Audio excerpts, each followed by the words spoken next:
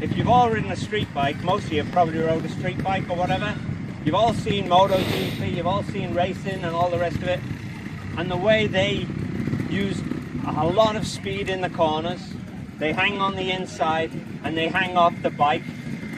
And that's basically they're getting right down inside the bike so that they don't get flicked off the bike with the amount of G-force they've got going into the corner, right?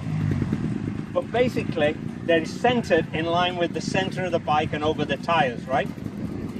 They've got a lot of speed on.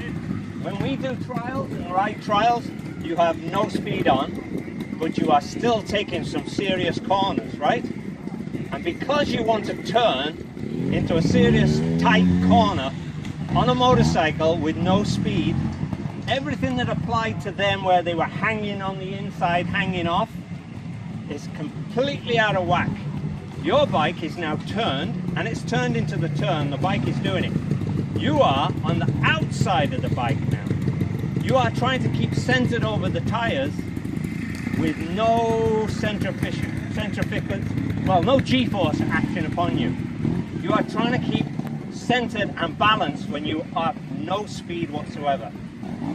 So when the guys hang off the inside of the bike, everything on the inside of the bike is all crunched up and the outside is basically straight.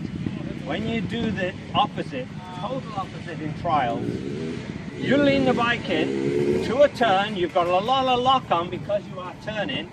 Everything on the inside of the bike is basically straight and everything on the outside of the bike is bent so that you do this, right? The inside leg of your two legs, the inside on the left or the inside on the right, is against the bike. You have a wide open stance, the bike tilts towards that leg. The outside leg is weighting the outside peg, whichever one it is. Your head and your shoulders are following the bars. You bend the outside elbow and you straighten the inside. You can almost do this when you turn correctly. You can almost take the leg off the peg and you can almost take the hand off the handlebars because everything is happening here over the center. I'll just do you a couple of turns here and that's basically what we're going to do, because on any trial section there are very few straight bits. It's always turns, and even the straight bits are not necessarily straight bits. You still have to use body to keep it going straight on angles and banks and canvas. So basically, if you can get turns really well down and do them smoothly and precisely over uneven terrain, you can master a lot of trials, because most people lose most of their points on the slow stuff where they're turning. The odd one here, and then once it starts, it's very hard to come back, particularly when you're in uphills and downhills. Once you've started with that 1 foot, it's almost impossible to get back, to stand up, to ride again properly. So there's a lot of these basics are the basic building blocks that you can do everything else from. If you can get the turns down well, you can ride 9 out of 10 sections, no problem. You may not be able to get through them clean, you'll be able to get through for a few points and be able to get through them, right?